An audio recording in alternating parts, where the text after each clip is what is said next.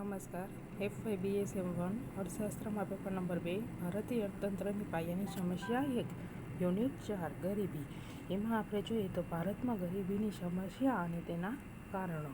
તેના કારણોમાં પહેલું કારણ છે પછાત ખેતી. તો ભારત ખેતી પ્રધાન દેશ છે, પરંતુ ખેતી ક્ષેત્રે પછાત હોવાથી ગ્રામીણ પ્રજાની આવકનું પ્રમાણ ખૂબ જ ઓછું હોય છે, જેથી ભારતમાં ગરીબી જોવા મળે છે. એટલે પછાત ખેતી માટે મુખ્ય 2 કારણ જવાબદાર છે.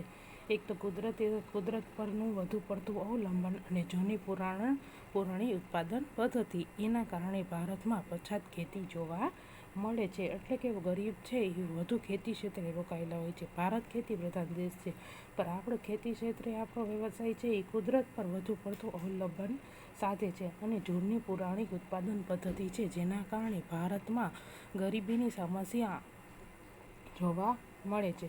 પછી છે ભૂમિહીન ગ્રામીણ કુટુંબોનું બહુ મોટું પ્રમાણ. ભારતના ગામડામાં વસતા કુટુંબોમાંથી મોટા ભાગના કુટુંબો પાસે બિલકુલ જમીન નથી. આ કુટુંબોની આવકનું મુખ્ય સાધન છૂટક મજૂરી હોય છે, અને આ છૂટક મજૂરીનો આધાર કુદરતની સાનુકૂળતા અને પ્રતિકૂળતા પર રહેલી હોય છે. તેથી ગ્રામ શ્રમિકોને નિયમિત કામ મળી શકતું નથી.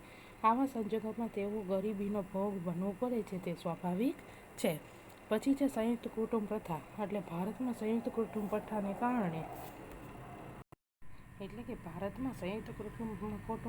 કારણે કમાવનાર 1 હોય અને ખાનાર 10 હોય તેવી સ્થિતિ જોવા મળે છે. આ સ્થિતિમાં જ્યાં સંયુક્ત કુટુંબમાં કમાવનાર વ્યક્તિ 1 છે એ ઘણી મોટી સંખ્યામાં આશ્રિતોને નિભાવવા પડતા હોય, ત્યાં ગરીબ ન હોય તો બીજું શું હોઈ શકે? એટલે કે ભારતમાં સંયુક્ત કુટુંબ પ્રથાને કારણે શું હોય છે, કમાવનાર 1 વ્યક્તિ હોય છે, જ્યારે ખાવા માટે 10 જણા હોય છે. તો કુટુંબમાં કમાવનાર 1 વ્યક્તિએ ઘણી મોટી સંખ્યામાં આશ્રિતોને નિભાવવા પડતા હોય છે. પછી છે વસ્તી વૃદ્ધિનો દર. આપણા દેશમાં ગરીબીનું મુખ્ય કારણ શું છે? ઊંચા દરે વસ્તી વધતી રહે છે. 1951માં ભારતની વસ્તી 36.11 કરોડ હતી. 81માં તે 68.3 કરોડ હતી. 91માં 84.42 કરોડ હતી. 96માં 93.42 કરોડ હતી, જ્યારે 2001માં 101.5 કરોડ હતી. 9-10માં 117 કરોડ થવાનો અંદાજ છે. 14-15માં કુલ વસ્તીના 120.2 કરોડ થઈ. એ જ ઊંચો જન્મદર એ આપણી સંસ્કૃતિનો જ એક અંશ છે. જ્યારે લોકોના મૂલ્યો એક વખત મરજિયાતપણે અને સંજોગોવશાત ફરજિયાતપણે બદલાશે, ત્યારે જ જન્મદરમાં ઘટાડો થશે. કે વસ્તી વધારો થઈ રહ્યો છે, તેને વિશેષ દુઃખદ બાબત એ છે કે વસ્તી વધારાનું પ્રમાણ ગરીબ કુટુંબમાં વિશેષ જોવા મળે છે. જ્યારે 1984ના વર્લ્ડ ડેવલપમેન્ટ રિપોર્ટમાં આ અંગેનું કારણ આપતા જણાવવામાં આવ્યું છે કે ગરીબ મા-બાપ વધુ બાળકોને પસંદ કરે. કારણ એ છે કે બાળકોનું આર્થિક ખર્ચ ઓછું આવે છે, જ્યારે તેનું આર્થિક વળતર ઊંચું પ્રાપ્ત થાય છે.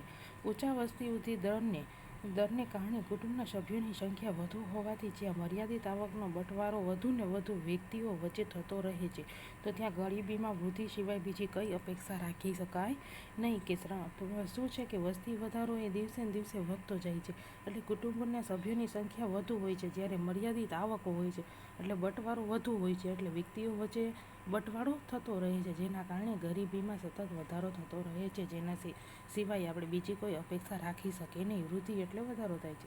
શ્રમિકોની નીચી સીમાંત ઉત્પાદકતા. ભારતમાં ઔદ્યોગિક કે ખેતી ક્ષેત્રમાં કામ કરનાર બધા જ શ્રમિકોની સરેરાશ સીમાંત ઉત્પાદકતા ઘણી નીચી જોવા મળે છે.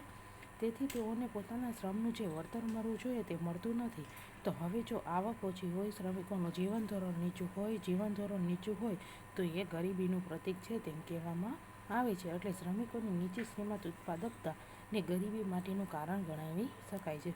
ઔદ્યોગિક ક્ષેત્રમાં માનવીય સંસાધનોનો અલ્પ વપરાશ. ભારત મૂડીની અછતવાળો અને શ્રમનો વિપુલતાવાળો દેશ છે.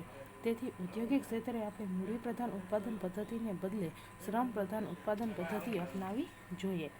પરંતુ વાસ્તવમાં આપણે વિકસિત દેશોના પગલે ઝડપી ઉત્પાદન મેળવવું, વધુ મૂડી અને અલ્પ શ્રમના મિશ્રણવાળી ઉત્પાદન પદ્ધતિનું આંધળું અનુકરણ કરી બેઠા છીએ. એટલે ગરીબ દેશોમાં શ્રમની સામાજિક કિંમત મૂડીની કિંમત તુલનામાં નહિવત અથવા તો શૂન્ય બરાબર હોવાથી ઉત્પાદન વ્યવસાયમાં મૂડીના સંદર્ભમાં શ્રમનું ઊંચું પ્રમાણ આવકાર્ય ગણાવવું જોઈએ. એટલે કે આપણા આ મૂલ્યવાન શિખામણને ધ્યાનમાં લીધી નથી. ખામી ભરેલી ઉત્પાદન પદ્ધતિની પસંદગીને કારણે લોકોને બેકાર રહેવાની ફરજ પાડી છે. તેથી જ્યાં લોકોને ફરજિયાત બેકાર રહેવું પડતું હોય છે ત્યાં ગરીબી સ્વાભાવિક રીતે જોવા મળે છે.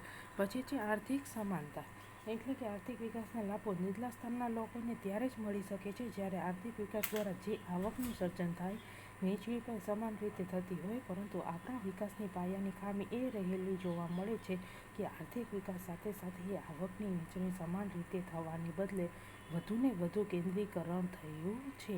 વધુને વધુ થવાને કારણે શું થયું છે? કેન્દ્રીકરણ. જાણે કે આપણી યોજનામાં સામાન્ય માનવી બિલકુલ ભૂલાઈ ગયો હોય તેવું લાગે છે. વળી પ્રાદેશિક દ્રષ્ટિએ પણ આવકમાં ખૂબ અસમાનતા જોવા મળે છે.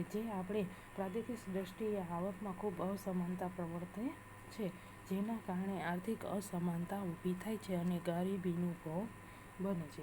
પછી દલિતોના સંગઠનોનો અભાવ. આપણા દેશમાં દરેક ક્ષેત્રમાં, પછી તે ખેતી હોય, ઉદ્યોગ હોય કે વેપાર હોય કે સેવાનું ક્ષેત્ર હોય, ઉપલો વર્ગ નીચલા વર્ગનું સતત શોષણ કરતો જોવા મળે છે. વ્યક્તિગત ખેતી મજૂર, ઔદ્યોગિક શ્રમિક, ગુમાસ્તો, કારકુન આ શોષણને સહન કરી લે છે કારણ કે તેઓમાં સંગઠિત બનીને શોષણખોરોનો સામનો કરવાની તો તાકાત છે કે નહીં તે ભાવના છે. એટલે કે વેઠિયા પ્રથાનો કાયદો દ્વારા અંત લાવવામાં આવ્યો છે કે આ ઉપરાંત વેઠિયા પ્રથા, પરંતુ ગરીબ લોકોની લાચારીને કારણે વિવિધ સ્વરૂપે તે પ્રથા ચાલુ જ રહી છે. પંડિત નહેરુએ યોગ્ય જ કહ્યું છે કે ખરેખર ગરીબ લોકો કદી હડતાલ પર જતા નથી. વિરોધ પ્રદર્શિત કરવા માટે તો તેમની પાસે સાધન કે બળ જ હોતું નથી.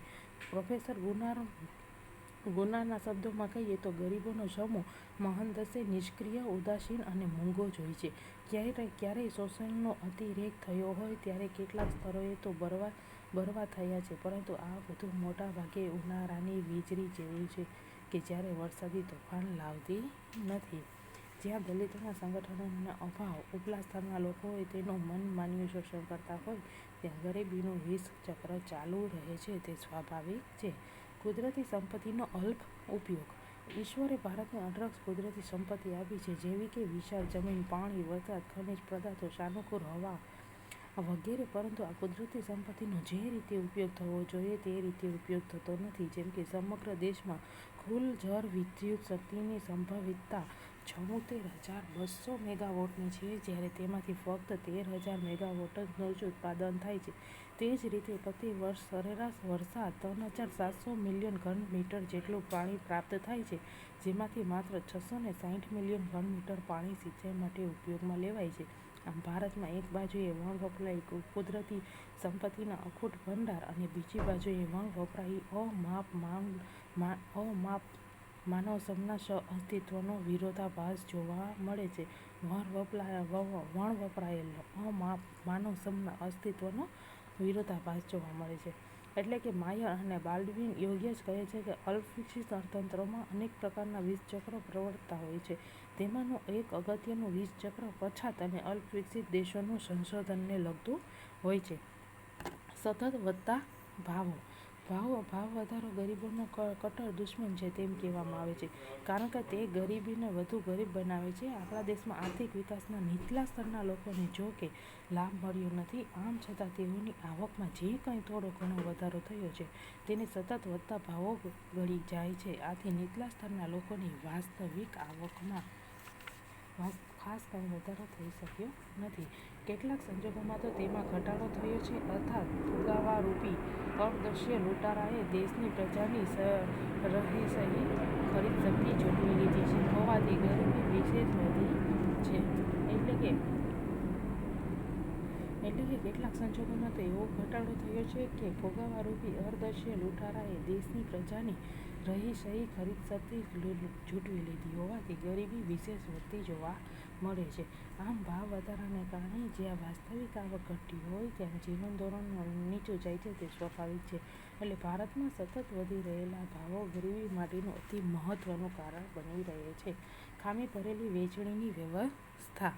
એટલે કે સતત વધતા ભાવો સામે ગરીબોને રક્ષણ આપવા માટે સરકારે સરકાર માન્ય દુકાનોની વ્યવસ્થા કરવી જોઈએ. પરંતુ આ વહેંચણીનું તંત્ર એટલું બધું સડેલું છે કે ગરીબ લોકોએ ખાસ કરીને ગ્રામ્ય વિસ્તારમાં આ દુકાનો મારફતે સસ્તા ભાવે જ અનાજ, ખાંડ, તેલ વગેરે મળવા જોઈએ તે પૂરતા પ્રમાણમાં આપવામાં આવતા નથી. તેઓ કાળા બજારમાંથી ઊંચા ભાવે જરૂરી વસ્તુઓ ખરીદે છે અને દિવસો વિતાવવા પડે છે. આમ ખામી ભરેલી વહેંચણીની વ્યવસ્થા પણ ગરીબીની જવાબદાર પરિબળ ગણાવી શકાય. પછી પ્રણાલીગત સામાજિક માળખું. ભારત જેવા અવિકસિત દેશોમાં લોકો, ખાસ કરીને નીચેના સ્તરના લોકોને રૂઢિઓ, પ્રણાલિકાઓ અને પરંપરાના ગુલામો હોય છે. આવા લોકો કોઈ પ્રકારના કલ્યાણકારી સામાજિક આર્થિક સુધારાને સરળતાથી સ્વીકારવા તૈયાર થતા નથી. આથી તેઓનો વિકાસ રૂંધાય છે, ગરીબીમાંથી બહાર નીકળી શકતા નથી. અલ્પવિકસિત દેશોની ગરીબી માટે વિશ્વ બેંકના માજી ઉપપ્રમુખ રોબર્ટ એલ ગાર્નર યોગ્ય જ કહે છે કે વિકાસ એ મનની એક સ્થિતિ છે. જે લોકો પોતાનું ભૌતિક વાતાવરણ બદલી શકે છે, માટે પહેલાં તો તેઓએ પોતાની જાતનો વિકાસ કરવો પડશે. પોતાની જાતનો વિકાસ થશે એટલે કે જાતનો વિકાસ કરવાની પ્રક્રિયા ધીમી હોય છે, કારણ કે માનવીની વિચાર અને વર્તનની ટેવો વિકાસના માર્ગમાં સૌથી વધુ કહી શકાય તેવો અવરોધ છે. એટલે કે જકરી શકે તેવો અવરોધ છે. એટલે કે શિક્ષણનો અભાવ, સામાજિક રીતરિવાજો, પ્રણાલિકાઓ અને નકારાત્મક મનોવલણો જેવા પરિબળો આર્થિક વિકાસને રૂંધે છે. તેથી માનવ શ્રમના ઇષ્ટ ઉપયોગની સમસ્યા વિકસતા દેશોમાં ગંભીર સ્વરૂપ ધારણ કરે છે. પછી માનવશક્તિના આયોજનનો અભાવ. ગરીબી નાબૂદી માટે ભૌતિક વિકાસ જ મહત્વનો નથી, પરંતુ માનવ વિકાસ પણ એટલો જ મહત્વનો છે. અત્યાર સુધી આપણે ભૌતિક આયોજન પર ખૂબ જ ભાર મૂક્યો છે, પરંતુ માનવશક્તિના આયોજન પર ખાસ લક્ષ્ય આપ્યું નથી. એટલે કે શિક્ષિત અને અશિક્ષિત બેકારીનો પ્રશ્ન વધુ ગંભીર બન્યો છે. આ જ બેકારી જ ગરીબીનું મુખ્ય કારણ બને છે.